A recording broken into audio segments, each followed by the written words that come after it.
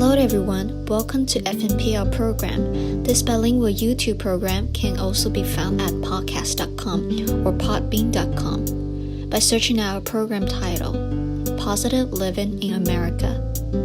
Scheduled topics are listed on each Sunday with the sharing time, Toss Salad, contributed by guests. Both podcast and YouTube are sponsored by FNPL Foundation. Producer is Jasmine Lee and regular speaker is Dr. Esther Lee.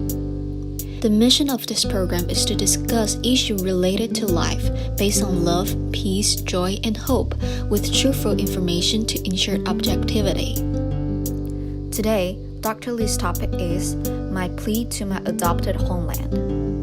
Dr. Lee is a former member of Texas Board of Pardon and Paroles and professor of the multicultural education, being an American citizen for nearly half a century. In this episode, Dr. Lee is going to offer her advice to Chinese Americans for assimilating into this mainstream society. My advice to Chinese Americans. Good morning, I'm Dr. Lee. Next Sunday, my podcast in Chinese will offer the advice specifically to Chinese Americans during this challenging time. Although it's not important or even a concern of most non-Chinese listeners, I personally believe I need to explain and summarize the contents of my advice to avoid any possible misunderstanding in the future.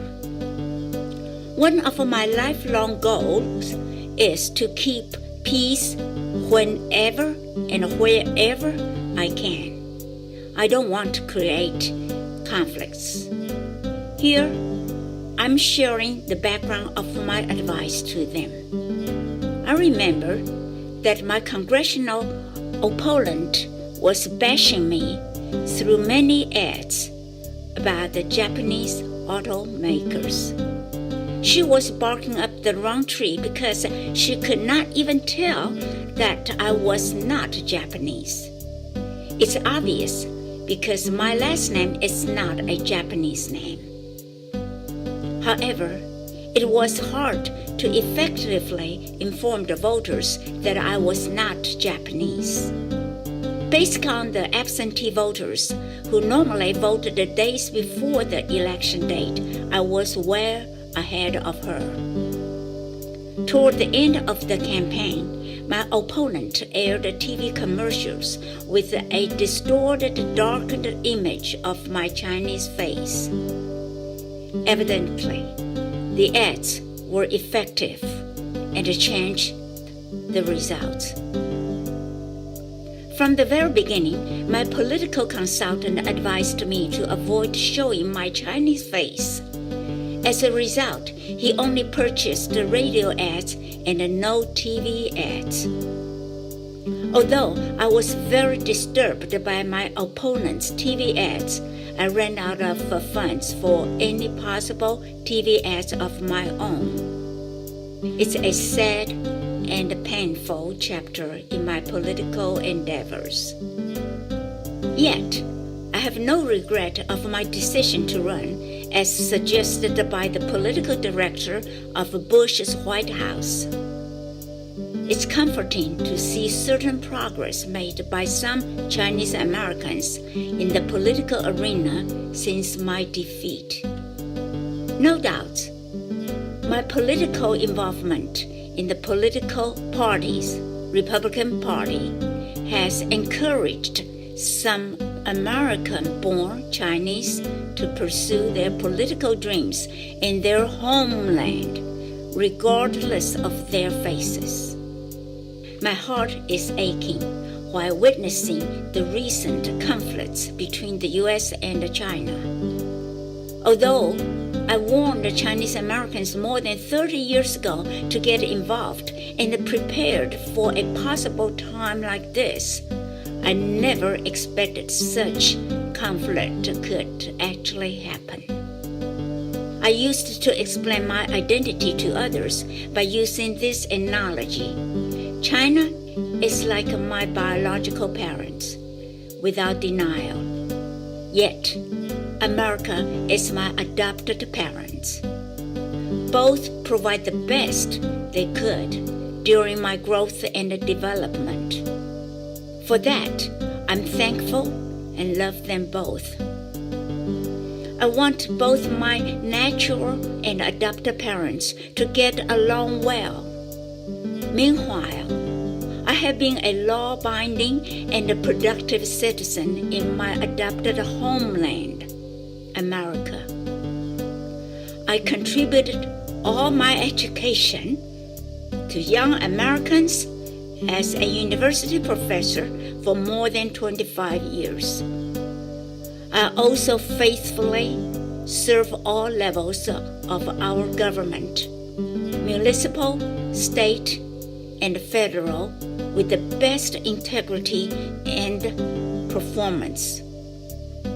It's simple for me to do so because I am a Christian, held accountable to the highest spiritual power. Being a former professor of multicultural education, I'm more knowledgeable than average immigrants about the struggles of diverse racial and ethnic groups in the U.S. Here are just 3 examples of ethnic groups' horrible sufferings during World War II. All West Coast Japanese Americans were rounded up and sent to Colorado detention camps. In 1939, a group of 937 European Jewish Holocaust refugees were rejected by President Roosevelt to land in Miami. They had to return to Europe, and 1/3 of them were murdered. German Americans who did not want to be identified as Nazi sympathizer had to wear a sign saying they were Americans. I literally study immigrants' experiences with sadness and tears. Finally, immigrants' tragedies and struggles in our great America prompted my entry into the U.S. political arena. At the same time, I encouraged Asian Americans' political involvement because I did not want to see the history replay. No one knows the future except God. Yet, the current U.S.-China relations are not on good terms in several other areas besides trade wars. Many Chinese Americans, both foreign-born and American-born, are concerned about the security of jobs and even lives. This is much worse than discrimination. They are caught in a very awkward and perplexing situation.